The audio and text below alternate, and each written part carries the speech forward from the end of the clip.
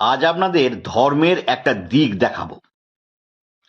তো আমার বন্ধুর বাড়ির দেওয়াল, তার পাশে ড্রেন, আর তার পাশে রাস্তা। পথ চলতি মানুষেরা সেই ড্রেনে পেচ্ছাপ করতে গিয়ে তার দেওয়ালে পেচ্ছাপ করে দেয়। বন্ধু অনেককেই বারণ করেছে, কিন্তু কেউ কথা শোনে না, সেই দেওয়ালেই পেচ্ছাপ করে। তো বন্ধু সেই দেওয়ালের উপর বড় বড় করে লিখে দিল যে এখানে পেচ্ছাপ করিবেন না। কিন্তু কে কার কথা শোনে? লোকজন তার দেওয়ালেই পেচ্ছাপ করে। তো বন্ধু বুদ্ধি খাটিয়ে সেই দেওয়ালে সব ধর্মের একটা করে ছবি সাঁটিয়ে দিল। দেওয়ালে পেচ্ছাপ করা বন্ধ হয়ে গেল।